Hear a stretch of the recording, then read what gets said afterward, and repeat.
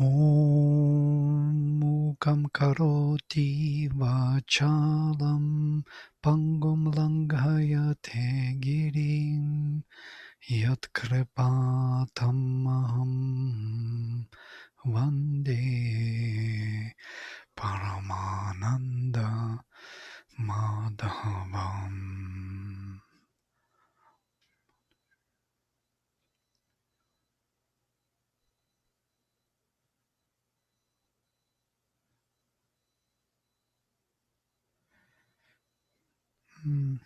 So we stopped in chapter 5, as I remember. Let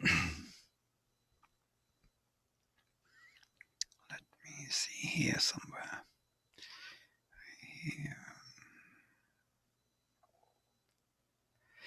Here.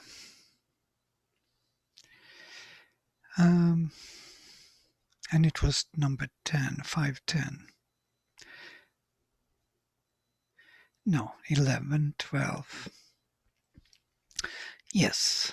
Kayana manasa buddhiya kevalairindrayairapi yoginah karma kurvanti sangam tyaktva atmashuddhaye yuktah karma phalam tyaktva shanti mapnuti naishtikim ayuktah kamakarena phalesakto nibadhyate.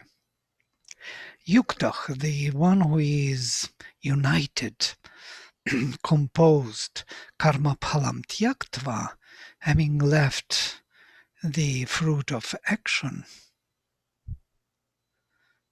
shantim apnoti naishtikim, reaches to the highest, to the supreme peace.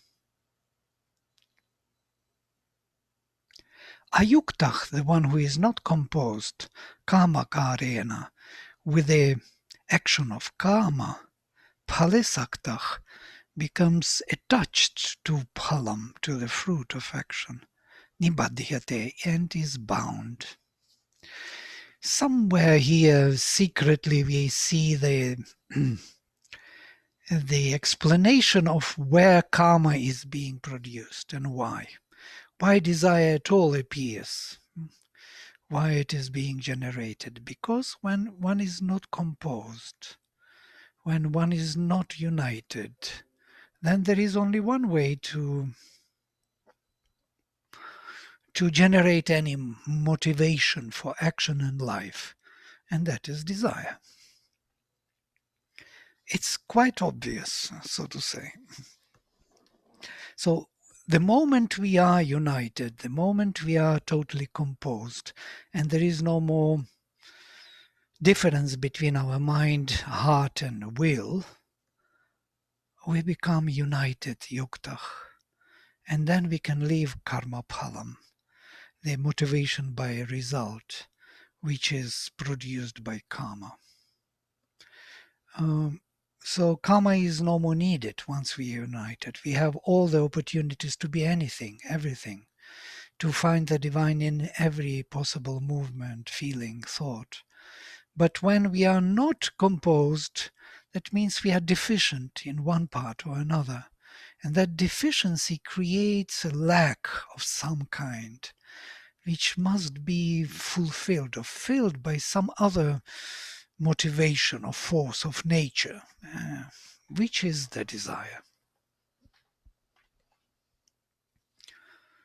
It's quite interesting to think of it philosophically, why and how the desire is being generated. The problem is not even in desire, as Sri Krishna would say. He says that the problem is in the desiring the desires. When we want the desires to be, we are seeking the desires within our selves. We are not, fulfilled without having the desires. And we know this state. I know it by myself also. When the desire is gone, you feel like being lost, as if a bit, because the nature is used to follow the desire. Good or bad doesn't matter. Matters that it is some kind of a routine of nature, which is justified by nature, And then you have to find another justification by the divine presence, which is quite a different thing, different type of motivation. And if that aspiration is not there for that truth, higher truth, then one feels at lost. So that one feels lost, at loss, as if something is lacking. And that's what happens when people ask Mother to help them to get rid of their desires or their problems, and she does it, and then they call them back because they feel that they are not themselves, as it were. And without the desires, life feels like it is unnecessary, as it were. Or what is there to live for if there is no desire? If there is no palm, the fruit or the aim, as it were, the aim we call the fruit, yeah? To achieve, to realize, if there is no that aim, why should I live? And what's the point of living if there is no the desire? We are so motivated by the desire that because we are yuktas, we are not yet composed totally. We are not yet efficient in our mind, heart, and will. And that's the issue, I think. I'm provoking some black and white kind of thinking, which provokes other thoughts.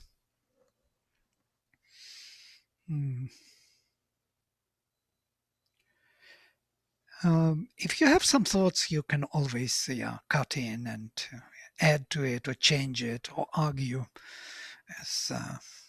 As Don was saying, I'm waiting for your arguments. Please argue with me. It would be nice to hear some arguments. Vladimir, does this desire also come from karma from previous lives? Is that the same thing?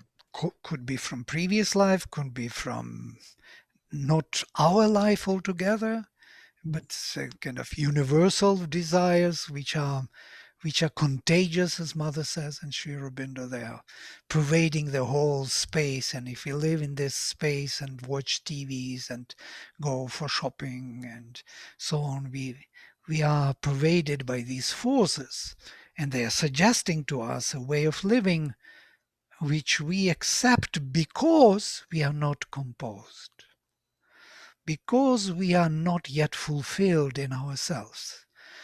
Our will is not in accordance with our heart, and our heart is not in accordance with our mind, and our word is not in accordance with our mind, heart, and will.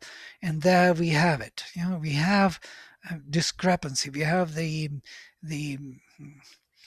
cracks into which these forces can enter and suggest the fulfillment of another kind through their own means, by their own energies. This makes me think about how Sri Aurobindo says that human beings are very restless because we're always seeking after our own perfection. And in the Life Divine, it's so wonderful how he says that we're seeking to know what the purpose of life is, what we should do, and how we should do it. And that actually prompted me to write a book on his theory of motivation. In effect, replacing the seeking after the soul's need. We have to ultimately we will replace, everybody will replace the motivation of desire with with deep inner need that we all have. Yeah. And this motivation can be also coming from dogmas, from cultural upbringing, from all kind of propaganda, brainwashing, um, especially religious zeal, which is very contagious, and we can see it in the world how people start believing, how they are, how to say, exciting themselves. They are joining the party. It's very vitalistic in a way, and it gives some fulfillment for the being because it is not composed, and it wants to be fulfilled. It wants to be one.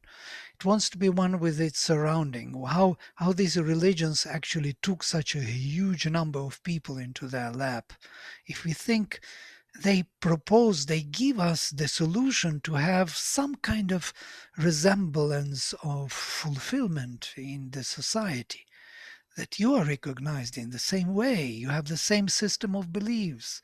You can, that is what culture is doing. Culture is building cult, the repetition of the same movement within the vital, within the mental, and by that it builds up that convention, or fulfills us to a certain extent, that we are not totally lost.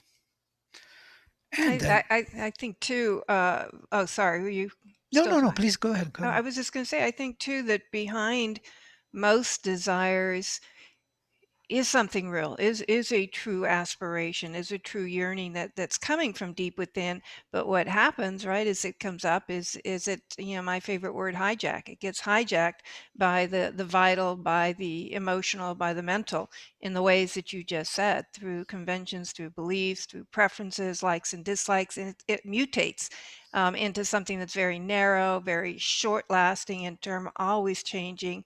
But I do believe deep down there's something that's trying to get expressed. And if we can get to that, which is really kind of these soul yearnings, then we would be able to bring it up cleaner, and it wouldn't be this momentary happiness, or this very something that has to get transformed or experienced in a form.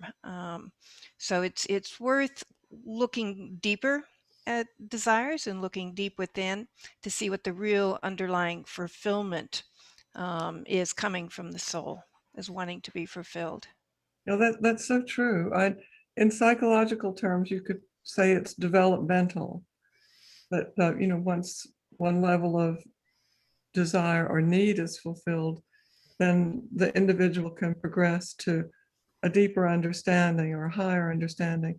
And Sri Aurobindo sees it, of course, in evolutionary terms, which is more philosophical and more real at base, I believe, than a psychological perspective of it. Right, right. I agree totally with you and Radha especially. And we discussed this, that behind every need is the higher need of fulfillment, of harmony, and that need is being translated by other forces. They are trying to fill into those cracks, and they fill their own substance. And then you see that actually it wasn't really the solution. It was a temporarily solution, some kind of bewilderment rather, that was a shadow of that real, true solution of harmony and fulfillment and, bliss. It was just for a moment, and there is something about desires even deeper. They are.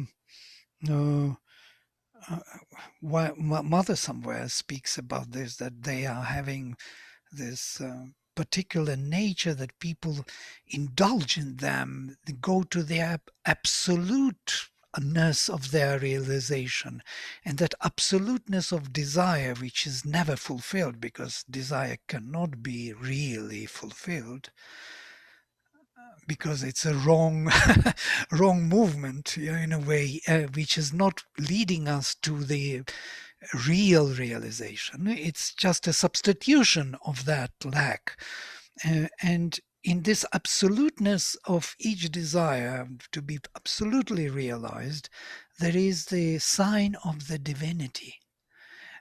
There is, each of these movements is actually, in a way, a divine movement, only misplaced in time and space, only misused, as it were, And in that sense, it creates a havoc or the obstruction to the fulfillment, claiming the fulfillment. Yeah? So to make order in all that, there is only one way, is to discover the real motivation from within, which does not depend on whatever happens outside, on the fruit of action, on the result. It depends only on the presence of the true being within us, which has to be felt, perceived, and brought forward. And that will make order with all those desires, eventually, I guess. But for Krishna, desire is the enemy, actually. He defines it as the enemy which is to be killed, actually, destroyed, because it is generated by Rajas guna of nature. Rajas guna of nature is that need to break through tamasic dying and tamasic inertia. In nature, there is this force which is needed for the function of nature. But we try to use that force to fulfill ourselves, which cannot be used for that fulfillment. It's quite a topic in a way in itself, to discuss what is the desire. Charles wants to say something. Yes, Charles. So desire is not limited. Can't hear you very well. Somehow either closer to the microphone or something you have to adjust. Can you hear me now? Yeah, yes. So desire, that's something from kind of the human perspectives, but animals desire, right? Insects desire, everything desires, doesn't it? Yes. Desire in itself should not be a problem, again. It is the desiring the desire is the problem. The desire of second generation, as it were, that which is created by the mind, a certain misplacement of the order of things. Because desires in the animal kingdom, they play their role of nature, yes? They are hungry, they search for food, and they eat.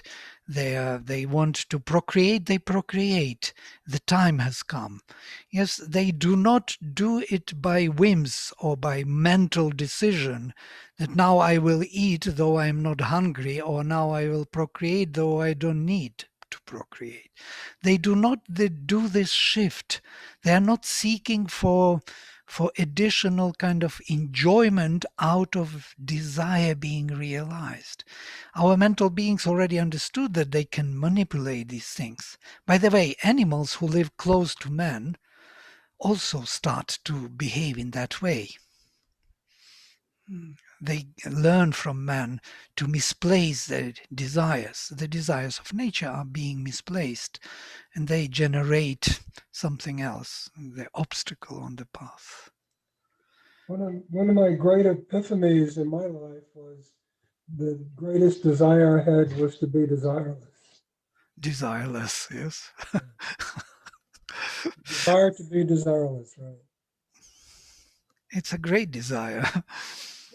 Cannot be easily fulfilled. By the way, Sri Aurobindo likes this word, and he uses it in Savitri also, as you remember. He speaks about the divine desire. He knows that it is a power of some kind, yes? But if it is the divine desire, it's a very different, it's like an aspiration or some kind of a need for the divine fulfillment, which is, of course, hijacked, as Radha has said, by other forces because of what? And here is the answer, ayuktah. We are not composed. We are not one in our mind, in our heart, in our will. And because of that, being not fulfilled, being not totally composed, we are open to these suggestions of nature to fulfill us. And we are looking for that fulfillment. We accept it as a substitute on the way. And maybe nothing is wrong about it until we know that there is another motivator within us. And then we learn slowly to live on different ground, being motivated by different force, aspiration in the heart, which is totally different from desire. It So doesn't, yeah? So if naturally rooted in us is this maybe desire is the right word, but this drive to really do our best and be our best and participate in a way that's fulfilling. How do we, is that just ego conversation? Is that just, Yeah. You see how beautifully he puts it in one line. Ayukta kama karena, by doing kama, ayukta, who is not fulfilled, composed, united. Palesaktach, he is being attached by the doing of kama to the fruit, to the result. We are seeking the perfection and we are not yet ready for it. We do not yet have consciousness or unity within ourselves to gain that perfection, so we force it to be by some other means. We want to get it anyhow. So we are kind of in a hurry to receive that result of perfection in some form or another and to realize ourselves. We by ignorance, we find that the desire may do the job for our perfection, as it were. And it does, in a way. That's how in ignorance we grow and change and evolve.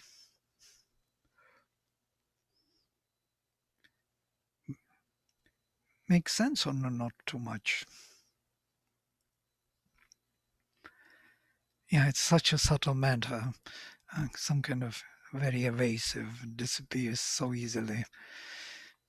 This kind of to receive the result too soon, with a consciousness which is not ready, not yet composed, generates the desire which leads to the attachment to the fruit. Fruit is seen as the fulfillment of that perfection, which is not possible because there is no yet consciousness which deserves that realization.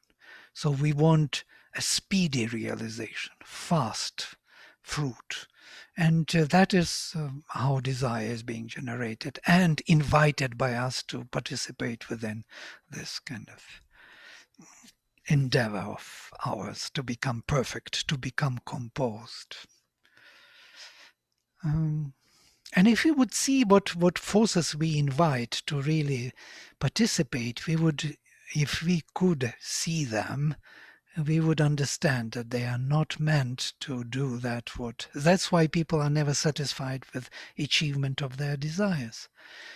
The fruit of action which people achieve is not really satisfactory to the extent they were expecting it to be.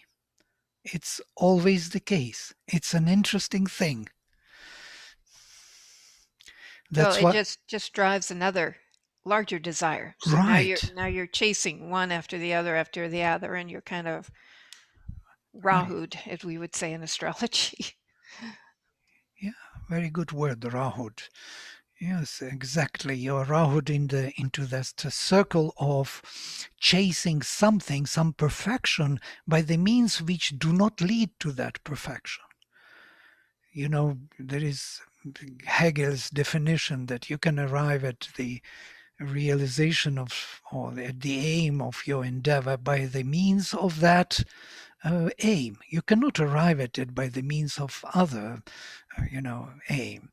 So here, the same story, by the means of of energies which do not arrive at this aim, you want to arrive at it. You cannot arrive at this aim. You will arrive at something else, some exhaustion, actually it leads us to death. Basically, every desire leads to exhaustion and death, dissolution of the body and all the means. It doesn't lead us to fulfillment.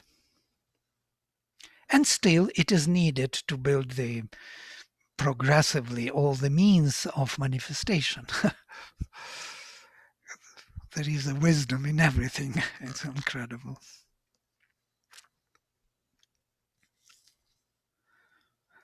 In Dhammapada, there is a statement which maybe I already quoted. Even the rain of golden coins cannot satisfy the desire. There is no way, because it's not meant to be satisfied. It's not. It is meant to be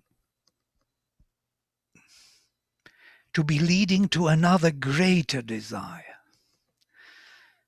And greater. And Mother says, if the vital force would be given the right to rule this earth, it would destroy it long ago.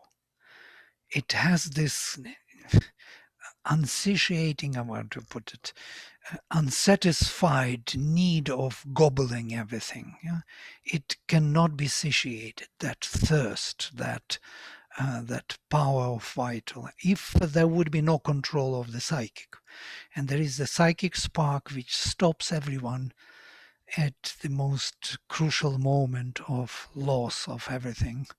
Even in the, as Mother says, in the criminals, she mentions criminals who in one moment of time cannot continue anymore, and they stop and they feel something in themselves which they cannot overcome, something stronger than the desire, some truth, some righteousness. That spark stops them from being totally criminals. It's quite interesting to think how we are made of, and in what world we operate. But the moment we are composed, we allow that spark to come to the front, or to become perceptible, to become visible to us. We would feel its presence and its guidance. And in that sense, we lose the motivation by desire. We want that spark to lead the whole nature. We want it to control our nature and ourselves more and more, because the delight of that spark is much greater than the following of the desire. Much greater, no comparison. I remember how Jocelyn, Jocelyn, our big Jocelyn, who suffered a lot from COVID, actually. By the way, I heard from someone from Oroville, and she, when she met the mother, you have to hear her interview. She says that, when I met the mother, it was better. It was better than champagne. It was better than wine and alcohol and drugs and sex. It was better than that. That's how she, understood the mother. The presence of the mother was such a great delight and peace and bliss that she could not compare with anything she had before in her life. And that's an interesting definition in a way. There was a spark in her. She felt the truth in her, which was finally revealed to her through the mother's presence. Those who felt this, they cannot go back, definitely. They can't go back to alcohol or whatever and find and look for some other fulfillment in their lives. Okay, and then sarva karmani manasa samnyasyaste sukham vashi navadvare pure dehi naiva kurvan nakarayan. All the karmas, all the actions, manasa with the mind, samnyasya, having controlled, having totally put under control with his mind all the actions. Aste sukham vashi, who sits having renounced all its actions, let me read, by the mind inwardly and not outwardly, sits serenely in its nine-gated city, Navadvare Pure Dehi. neither doing nor causing to be done. He is not doing nor causing anything to be done.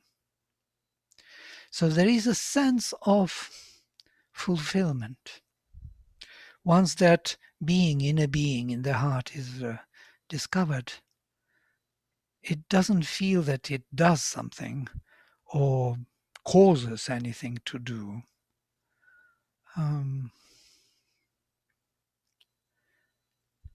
It only aspires for the divine, for more and more the divine to reveal itself.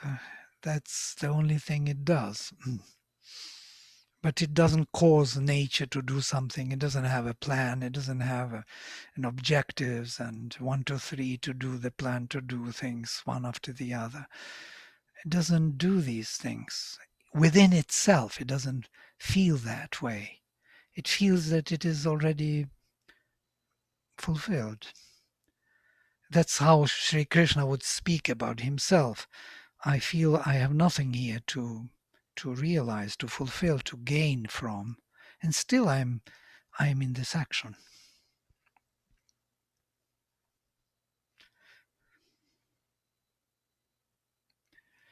But the problem is here perfectly controlling its nature, the embodied soul. How embodied soul can perfectly control its nature, that is the great achievement. First of all, it has to be found, then it has to be activated, and then it has to start controlling its nature. It has to come to the front. Na kartritvam na karmani lokasya srijati prabhuh, na karma phalasam yogam svabhavastu pravartate. He is in philosophical terms, svabhava. Na kartritvam na karmani lokasya srijati prabhuh. The Lord does not create, the Lord of the world, does not create neither actions nor the actorhood, or how to put it, actorship, which says. The Lord neither creates the works of the world nor the state of the doer. Yeah, that is the actorship. Nor the joining of the works to the fruit. Na karma phalasam yogam. Nature works out these things. Svabhavastu pravartate. Now, svabhava is used here, Sri Aurobindo translates it as nature. The inner nature of the being, svabhava is another term, and swadharma, there's the same term. And svabhava in other statement of the Gita is related to Atman, Adhyatman. Yes. So svabhava is produced from the adhyatma, from realizing one's own self or one's own being, from the beingness, from being embodied here. The nature generates the need of activity, which is leading, which is creating the connection to the fruit, to the result, and the activities, karmani, and the actorship or the actorhood, the state of the doer. It's all created by nature. And that state of kartritvam, the state of the doer, generates what we know as ego sense. It produces that particular shade. Yeah, somebody was saying something. When you refer to nature, are you speaking about Prakriti, or is this another? Yes, Prakriti. Yeah. Okay. When we say nature, we always mean Prakriti as in opposition to Purusha. Purusha is the conscious soul. Prakriti is his power, which manifests him in this world. And Prakriti is manifesting him also in the transcendental world, which is called Paraprakriti, the higher Prakriti, which is Satchitananda. It is that Prakriti, the Divine Mother, so to say. And the lower Prakriti, Aparaprakriti, which is mind, vital, and body. So Both are Prakriti, and he is the Purusha, the consciousness, who perceives himself, either the unborn self or born, or inborn self or born self. Yeah? So there are three statuses of Akshara Purusha, unborn self, Kshara Purusha, born self, and Purushottama, beyond both. And still it is Purusha. It is that consciousness which perceives himself in the mode of the higher Prakriti and lower Prakriti. And Svabhava is that which projects the inner being into the manifestation in a particular way in need of fulfillment. It's a very sophisticated definition in a way.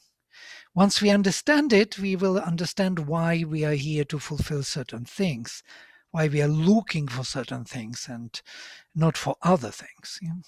Why we are driven by particular svabhava, our own inner nature.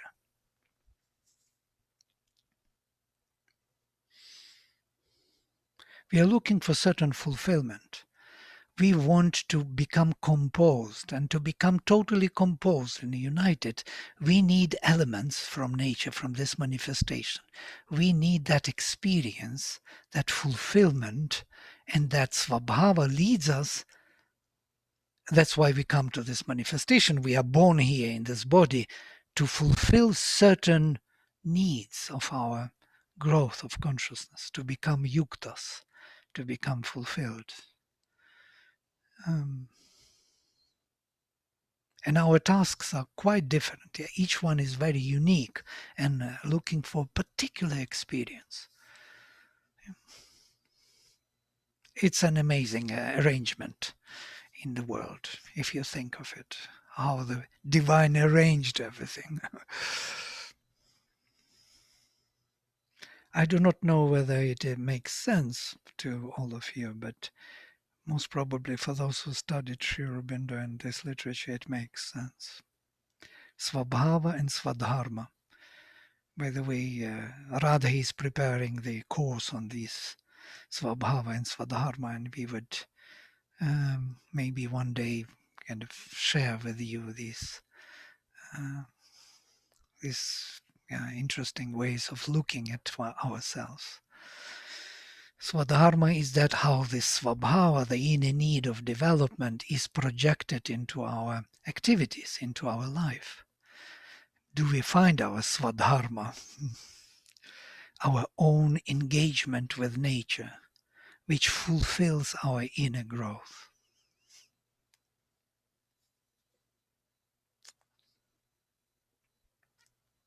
But still it belongs to Prakriti. It is this Prakriti which manifests the divine. It is his force. She does it. He doesn't do anything.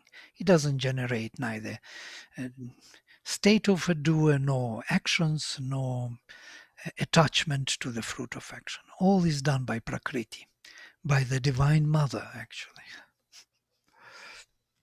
It is she who is doing everything.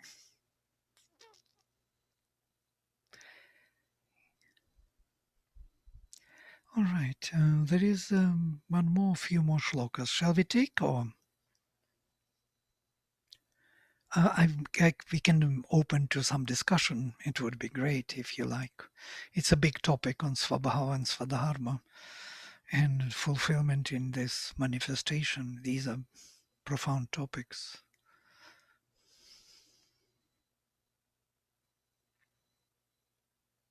No? Vladimir, I remember people saying in Oroville that the fact that you could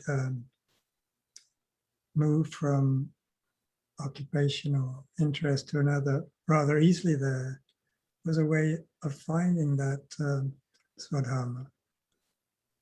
There seems to be more opportunity because you're not bound to a career in a particular occupation. You don't depend. You're not. You don't have to generate a certain income or anything like that. You have a freedom to try to find your true calling in within that society. Yeah. Some of us have a need to be free, we have different motivations to act, not necessarily motivation by money or some fulfillment or some, career and success in life, what people usually are motivated with. Some of us have totally different motivations and can live by that, they're self-motivated. They are not motivated by others or by other propositions from the world. And of course, they need a whole will. They need a new arrangement, a new social arrangement, which would allow them to do that. Mother wanted from us much more. Unfortunately, we failed in every way to really make that arrangement. We tried to imitate it, but we really didn't do it in a deeper sense, in the truer sense. We imitated this in form, but in reality, it really does not totally match the requirement, the real freedom. Though it is there. I lived there 27 years, and I must tell you that feeling of being free every morning when you wake up, you don't need to do anything. Find what you want to do. It's something, it's a gift. And you sit down on the motorbike and you go through that sunlight and that fresh air in the morning to Matrimandir, just to a little bit to sit in the garden before you will go to Savitri Bhavan and engage with some activities. Doesn't matter which activities, any activities are good. Any activities are welcome because you are free and you can choose. But the moment you become less free, less and less and less free, and you need more and more money to survive in Auroville, and there are more rules and regulations and visa and this and that and God knows what, then it narrows down your capacity. Still it is there in the air, like a vision, but in reality it becomes less vivid. And that's what we experienced. So, but it doesn't mean that it should not be realized. It is already. Vladimir, Yes. Yes. the Gita talks about us being beyond the gunas. Can you tie the present state of mankind, since we have the swabhava, which determines how dependent we are on the gunas and what gunas predominant of the three, which gunas are predominant in our mental and vital behavior. So that's this state of majority of mankind. We're still tied to the gunas. We still think of being sattvic as a goal. The old Indian tradition that once you're done with your family responsibilities, you retire to some solitary place and become more sattvic kind of thing. So the swabhav in scientific terms is what your genes determine. Your temperament, your behavior is dependent on the genes you inherited from your parents. You see some of that similarities from father to son. So where does this transition? It's a stepwise process. So I just want to know what you see there. How would you draw the path? Going from the current gunas based, swabhav, genetic or what have you may call it, to the higher swadharma that you're talking about. Yeah, it's a very complex wouldn't that question you are require putting forward. Yeah, very interesting. Yes, please go ahead. that requires, for that change to happen, it requires some connection with the psychic being, I imagine. It's not a mental effort. No, it's not mental. Mental is another kind So of guna. Yeah. So it boils down to things the mother talks about: aspiration, surrender, offering, these concepts to, get beyond Swabhav, beyond the gunas, the way I see it. So I wanted your thoughts on it, Right. And this, three gunas is the chapter in Jnana Yoga, which section to which we will arrive, and we will examine in detail how these gunas determine everything. They determine not only our actions, but our motivations, our ways of offering, our ways of sacrificing, our ways of aspiring. So there will be many ways of gunas, which our ways of how we do tapasyas, our concentrated effort of consciousness to achieve or to realize ourselves will be also in accordance with gunas for some reason.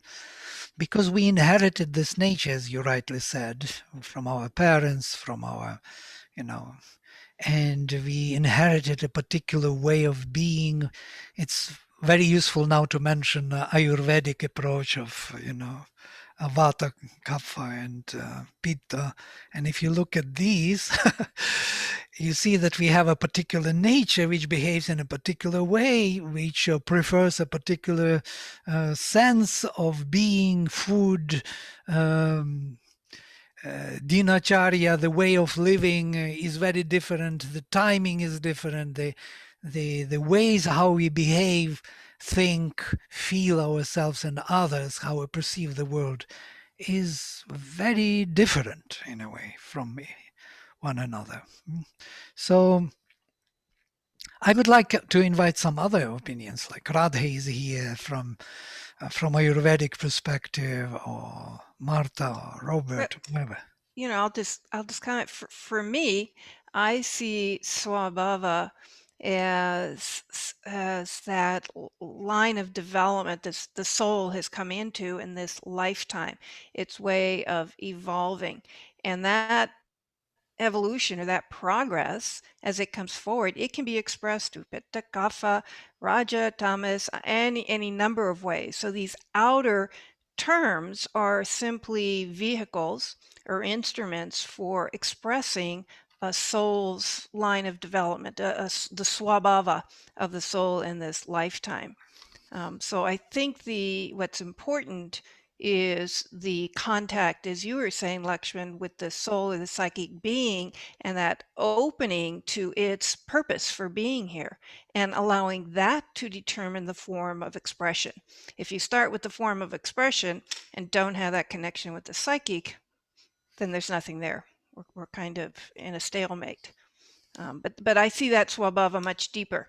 And the gunas and the doshas and everything else is just its form of expression. Yeah. But it's quite interesting that there are three gunas and three doshas, and there is this inertia, energy, and sattva. There is the same division in the occultism. Some of you may have studied Kabbalah. In Kabbalistic approach, there is also these three, three letters of the mother. They call them letters of the mother: Aleph, Mem, and Shin. So 1st, 13th, and 21st. These are the sacred numbers in the Western tradition. 13 is the letter of death, Mem. Interesting, it's Ma letter, Mem. And Shin is 21, is another very important number. And 1 is totally important number. So 1, 13, and 21 are three letters of the mother, which express these three. The Aleph is the first one, letter A, B, C. The Aleph is the first letter, which represents the lofty being, the sattva, as it were. Then Mem is that heavy water, or kapha, or tamas guna, and Shin is the fire. So how they explain it, there is a triangle of Fabre d'Olivier, one occultist who explains it as water put on the fire evaporates. You know? So water plus fire gives some third quality.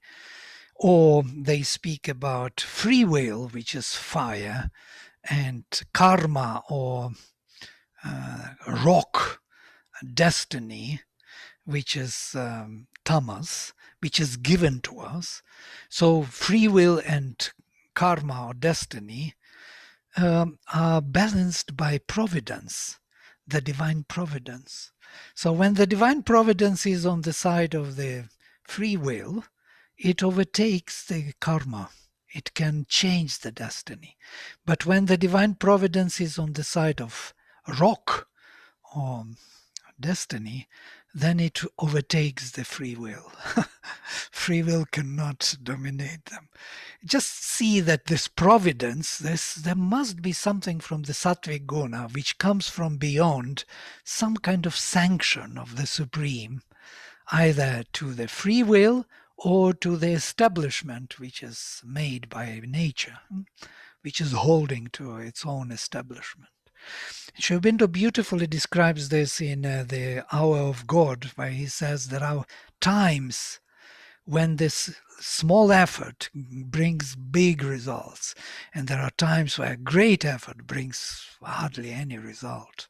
I'm paraphrasing, I'm not speaking literally, not quoting. So there are times when there are great efforts made and they have no result. That means providence is on the side of the destiny, on the establishment, and not on the side of free will. But there are times, and that is the hour of God, when the providence is on the side of free will. It's today. So we can change our destinies. It's the hour of God. That's what he calls. It's our time to change anything. Whatever we want to change, it is changeable now. The providence supports our free will. So here again, there are three gunas. You see, it's a profound philosophical topic. On this topic, everything is on these three gunas. The whole jnana yoga is built of the Gita.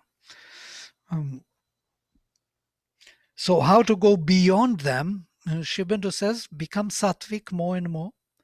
Sattvic means balancing the free will and destiny and establishment, finding that harmony between the two, between you and your environment, between your free will and your body, finding that balance, which will make you sattvic in a way.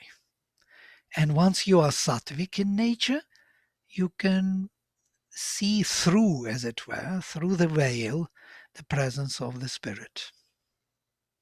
It will be tangible.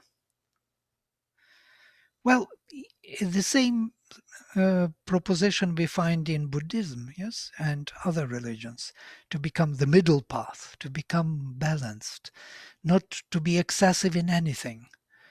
And in that balance, to find the position in which you can see that beyond the nature there is a presence of Purusha, or the spirit. That is about Jnana Yoga. But we can't overcome nature by destroying it or by being very rajasic or being very tamasic. It won't work. We will be more and more engraved in nature. So some people who try to be very rajasically doing yoga, they are not going anywhere. Or people who are becoming very tamasic and inactive, fall asleep, also go nowhere. So we need that sattvic quality through which we could see the presence of the spirit. This is how we can manage nature.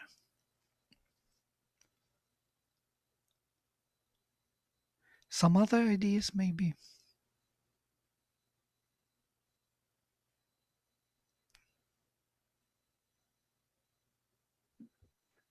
There's also the element of the witness consciousness, but that's a whole other subject, I guess.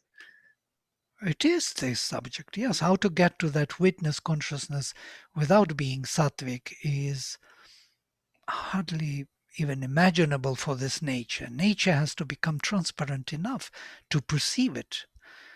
You remember when Sri Aurobindo met with Vishnu Bhaskar Lele, what he told him? Oh, you are a poet. It would be not difficult for you to do this meditation. You are a poet.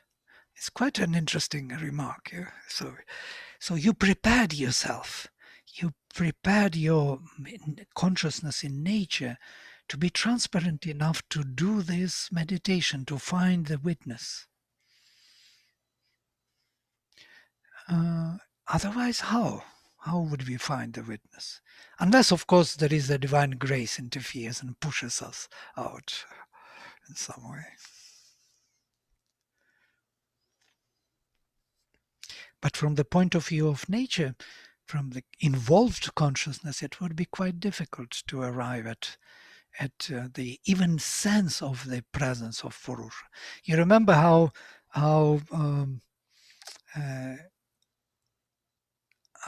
Pavitra discovered the witness. It's quite interesting. He, step by step, he led him into meditation, into observing his thoughts, not being involved in his thoughts, allowing them to flow, not to engage when the thought is coming to him, not to be engaged in its movement. Just observe that it came and left. Yeah? So, and slowly with that state of mind, he discovered something in him, the observer in the mind first. He said, there's someone who tells that, wait a minute, stop thinking. Somebody in us tells us, stop thinking, watch, be silent, quiet. So what are you doing? You're not supposed to do this. So, and he asks Sri Aurobindo, who is this one who tells me what I am supposed to do in the meditation? And Sri Aurobindo says, it is Manomaya Purusha. Purusha in the mind. So what he had to discover Purusha which is beyond mind, but already the representation of Purusha in the mind is already here as a witness, mental witness of the mental activity. So he explains that the mind splits on the active part and the perceptive part. The perceptive, passive part observes the activity of the active part of the mind. It's within the mind. It's not yet even Purusha, but it is already happening there. The split within the mind is taking place, preparing the finding of the witness. And then there must be some push or something, or grace, I don't know, as it was in Sri Aurobindo's case, that he says he could come up above. He's high in the height, and from the height he could see his mental being into which the thoughts are entering. He could see it from far away, as it were, from the height, not from involved judgment of what thoughts are, as Pavitra's case was. And from there he could withdraw from activities totally. So to say, brush away thoughts and keep the empty space of the mind for a while, because that empty space was necessary to get this new experience of the higher consciousness. And then he says the silence descended. The silence descended into the mental being, into his nature, and it was settled there. There was no more thinking. So silent Brahman. That is some kind of grace. Not many of us have this opportunity to have that silent Brahman descend down into our being.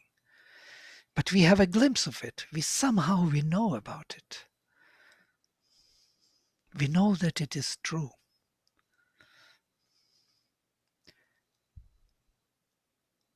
So all our evolution and this svabhava and involvement is about becoming more and more yukta, more and more composed, more and more complex, and more capable of uniting the opposites, of the activity and passivity, or the free will and destiny. And that capacity of nature that creates the sattvic nature, which allows us to do yoga and to find our unborn self, as it were. I believe so, at least. From the Gita, learning from the Gita this way, and from Sri Aurobindo, why we have to become sattvic in nature.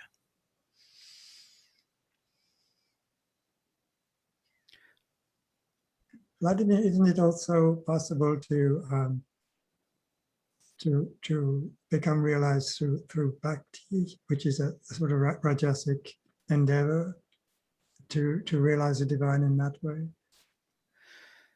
Or the present? Probably there are all possible ways to realize the divine, I'm sure. The divine has, it is free to grant anything and remove all the obstacles at once.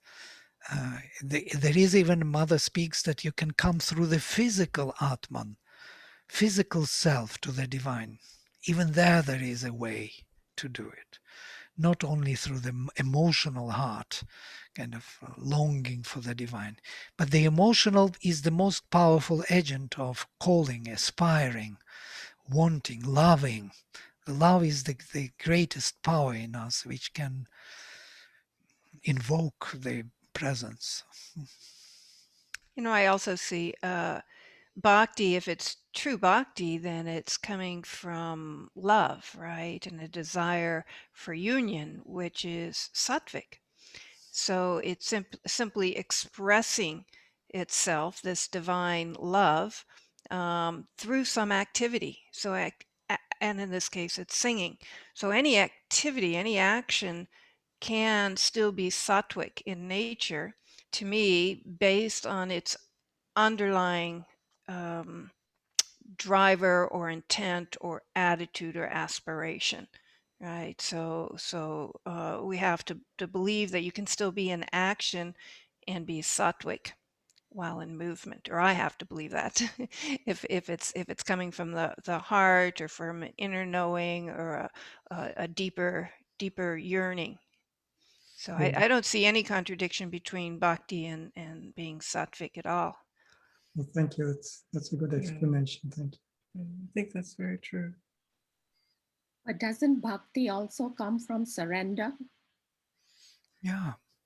You want to surrender. You want to give yourself. That is the love, moment of love. Yeah, you want to totally give yourself to the divine without any reservation. It is the greatest moment of love. And it is a honey wave. Yeah, it is not something like a painful giving oneself. It's a loving giving oneself. It is full of delight, which is in itself very joyful and blissful. Yes. You are not at loss by giving yourself. Opposite, you are gaining everything. Yeah, it's total surrender in every which way. Yes. Isn't Vladimir, if you have true aspiration and as total as surrender, then any path that you choose, whether it's through bhakti or through any other mode, physical, vital, or mental, all of those paths will based again on your swabhava. You'd be led to the shortest path based on your swabhava, in a sense. Absolutely. Oh, this is a very good explanation what you gave.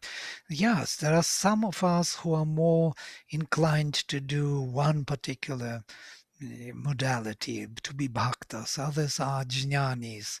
And these jnanis and bhaktas are always quarreling, as you know. The people of knowledge and people of love always have some disputes, some issues to solve. People of knowledge do not trust people of love. They think that they are too vital, loving for no reason, and they imagine things. They do not know what they love, and so on. And people of the heart, they feel that these jnanis, they are too much in the mind, they are too mental, thinking all the time something and believing that it is that real thing. They don't have that feeling in their heart. You know?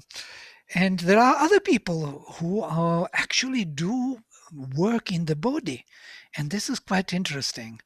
And they have some other belief, willpower within the body to realize the divine, the embodiment of the divine in this nature.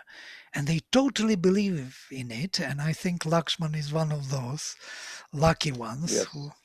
who has this third kind of variety of will within the power to surrender the whole being, the being from the physical ground to the mother, and trust her in a full realization. This is something unique. And all of them, can you imagine if we have all of them together? All the three, without any contradiction within one being, what it could be. That's what is essential for the next step in evolution. The supramental species is having all parts of our being, mental, vital, and physical, Right. being controlled by the spirit.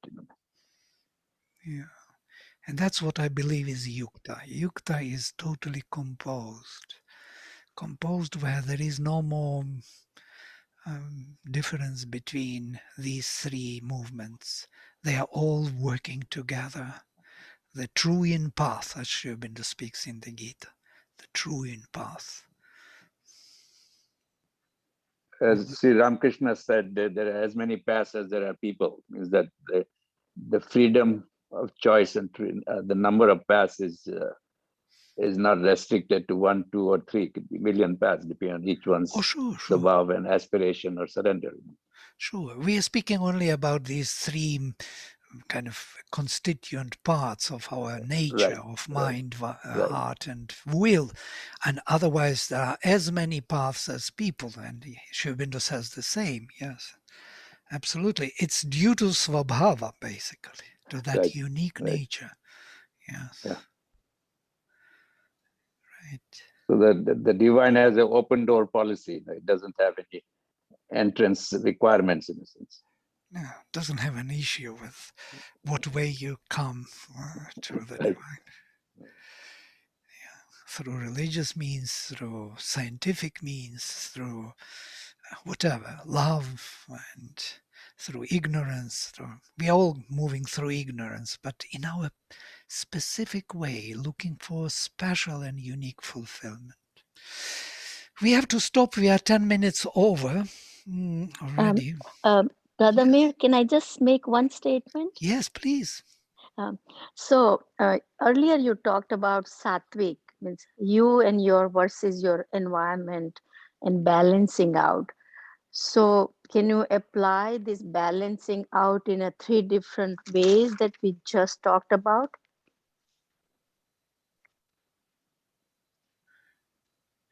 Love, physical, mental. So do we each path has to be balanced out, right?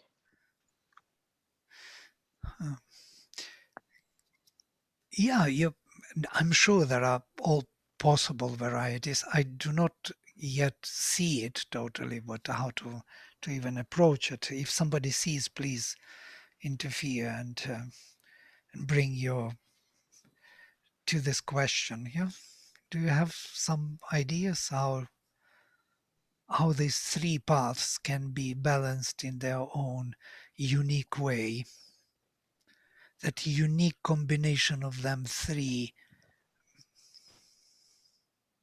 Well, I think, Hans, if I understand you right, what you're saying is that each path individually has a sattvic way, a way of balance and harmony and truth and love, and together, right? When we are fully evolved and we have both body, mind, and heart.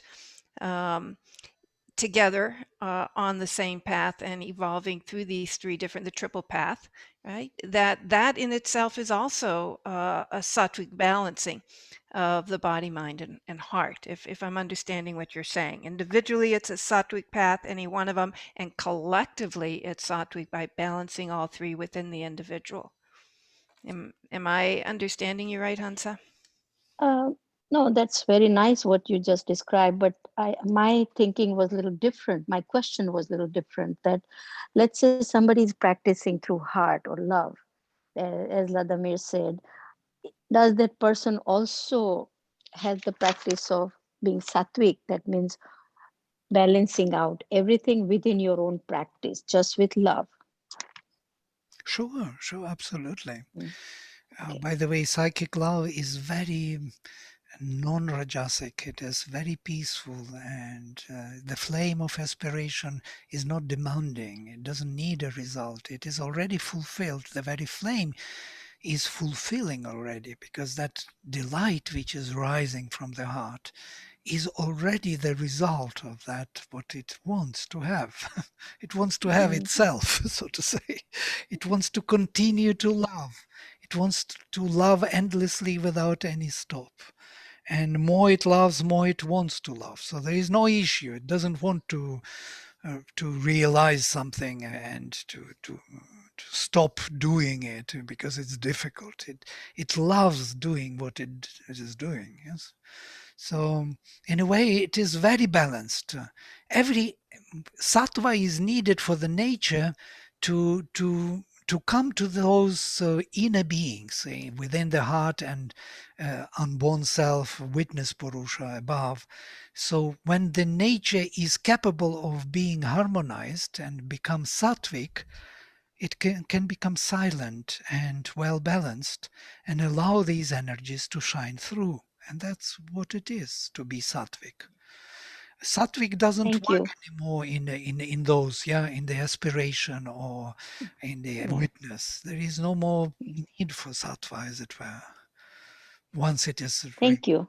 Thank you. I think you did answer. Thank you. Yeah.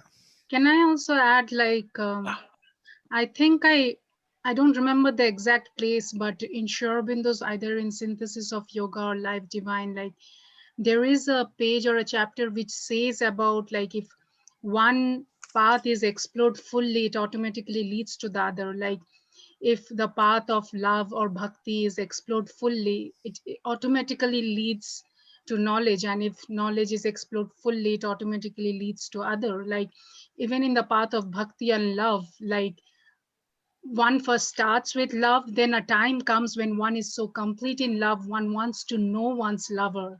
So that would automatically then lead to knowledge, like know the lover's aspects, the lover's different ways of dealing with things. So that would automatically propel that person towards knowledge, how it's acted out in nature. So this is how I think one transcends to another, like totally. And at the end, there is a complete balance and harmony of all three aspects. Very nice. Thank you for That's Yes. so true, Dola. Yeah. That's it's wonderfully discussed in the Synthesis of Yoga. Yeah. The three paths merge and become one, because the more we come close to the divine through knowledge, the more our devotion increases. And if we start from the path of works with offering, that leads to increased intimacy with the divine and love for the divine and knowledge of the divine. So they all work together quite wonderfully. Yeah, I think what Martha said, the key word is offering. Yeah, take the aspect of knowledge or the emotional, the bhakti or the physical. If all of these are done as an offering, then there is a harmony is created between all three parts, and balance is created. I see it. Yeah. Valdemar, I have a question also. Quick question. I know you're over, maybe. So somebody asked me in another group, has anyone transformed their mind, mental and vital? I know physical transformation has not been done, but the triple transformation, they said anyone has done that besides the mother and Sri Aurobindo, and I couldn't name names. I'm sure somebody must have done that, maybe Champaklal or Nalinda. So the mental and vital transformation should have been done by other devotees, I hope, because he was kind of discouraged. Oh, this is so difficult. No one has done it except the mother and Sri Aurobindo, even on the mental and the vital planes, the triple transformation, right? The mental transformation, the vital transformation, and the physical, of course, we're still working on. But those top two, has anyone else done it? Do you have any names, examples that you can share? I can't share much of this. Of course, we have examples from sadhaks of the mother and Sri Aurobindo, and some examples are really stunning, like Pavitra, for example, when he left his body, mother says Yes. she never saw anything of the kind, this mastery of collecting all consciousness from the mind, vital and even physical till the last drop, and entering into the mother totally and being there, totally aware. This is something very rare. I think because of her presence for many years, living in her presence, learning from her, identifying with her, obeying her. Pavitra was totally obeying the mother. That's what I loved about him. He was Yes. never, he loved everything, whatever she said, he knew that this is the divine law. He just followed it, and he became a marvelous being. And nobody knew about him much. They looked at him like a normal man, there, standing in the queue, waiting for some, for some flower from the mother, some handkerchief. The same as everyone else with children, long pavitra and children, small children with them together in the queue. It's really hard. Amazing, yeah. His soul, after when he Yeah. left his body, his soul merged with the mother. That is, yeah, I don't understand that, but anyway, that's incredible. And mother said this must have happened to his past tapasya or past lives. She was saying some comment like that. Yeah, he just merged with the mother's consciousness after his death. Yeah. I used to go to Pavitrada for all school related issues, like anything I want. Always he was so calm and so peaceful. That was his demeanor, that as a child I always sort of noticed. Wow, so lucky to be with him. Yeah. Right, it's beautiful. It's a beautiful journey if we read about these beings, and there is this diary of Pavitra, this kind of conversations with Pavitra, technique of meditation, where Sri Aurobindo leads him into meditation. I would Right. recommend everybody to read this if you didn't. It's profound. I have read it, yes, yeah. Yeah, this was my guide for meditation from the beginning of my journey. Mhm. Yeah, and I found it absolutely effective and marvelous. Whatever Sri Aurobindo tells us there to do is really working. You can just follow that instruction and you will arrive at this kind of state of being, what Pavitra was doing. You could feel everything, the power. It's really very, very useful guidance.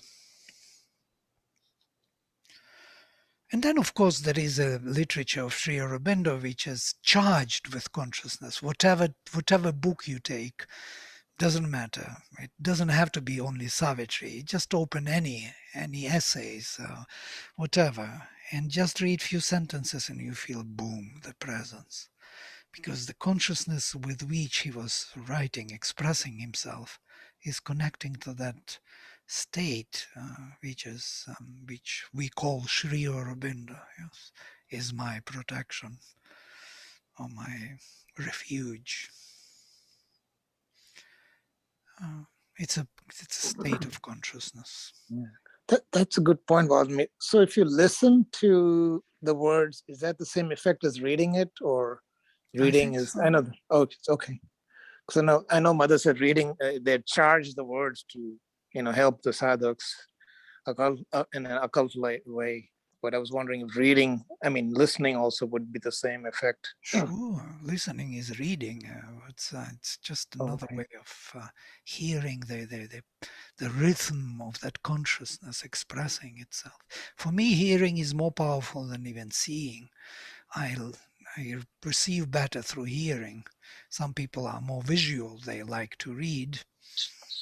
But if you do both, it's even better. We want to develop these audiobooks, to help people to combine both, seeing and hearing together. It is more effective in a way, I noticed. So that will be fantastic. I think that will be fantastic. Yeah. Thank you. Yeah. Great. So I close with mantra. Om Sarve Bhavantu Sukhinah Sarve Santo Niramayaha Sarve Bhadrani Pashyantu Ma Kaschit Dukha Bhag Bhavet. Om Shanti Shanti Shanti. Hari Om.